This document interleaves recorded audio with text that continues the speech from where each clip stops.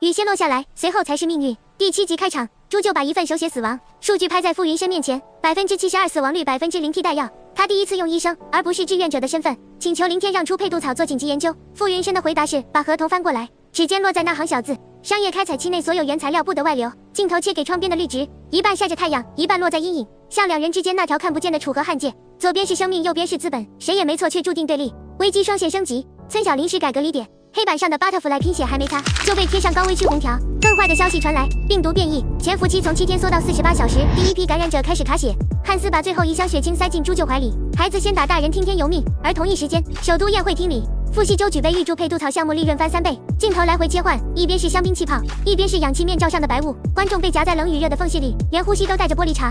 疫情像一面镜子，照出人心，也照出暧昧。夜里停电，整个病区只剩一台柴油发电。傅云深举着手电给朱就打光，他手抖掉针，他蹲下去捡，额头与他咚的撞在一起，0.5秒的静默呼吸可闻。朱就别开眼，傅云深却伸手把他耳边的碎发别到后面，指尖在耳后多停了1秒。那1秒，弹幕集体失语，耳机里的心跳声盖过发电机。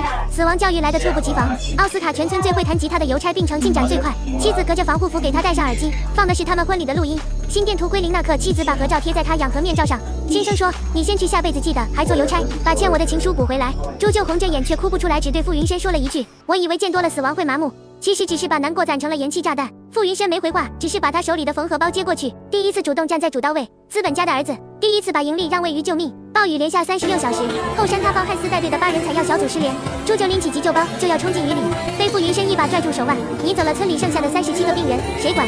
他甩手：“那你说怎么办？”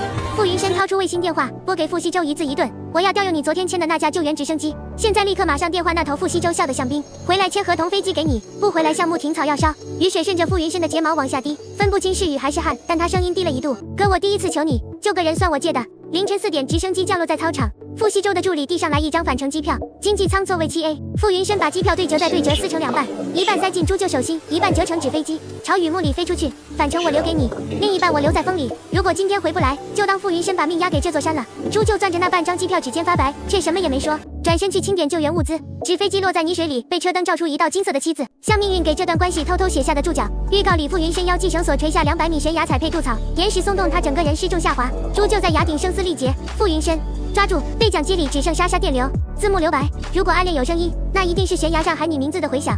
第7集，疫情像一把刀，剖开资本的冷，也剖出心动的热。傅云深从利润至上到命优先，只用了一场暴雨的时间。朱就从我可以一个人到回头看我一眼，只剩下了半张机票。原来成年人的爱情不是玫瑰和烛光，而是我把唯一返程的机会撕一半给你，把另一半交给山峰毒，我们都能活着回来。下集我们一起去悬崖上捡那猪叫配度的草，也捡回那个可能再也睁不开眼的傅云深。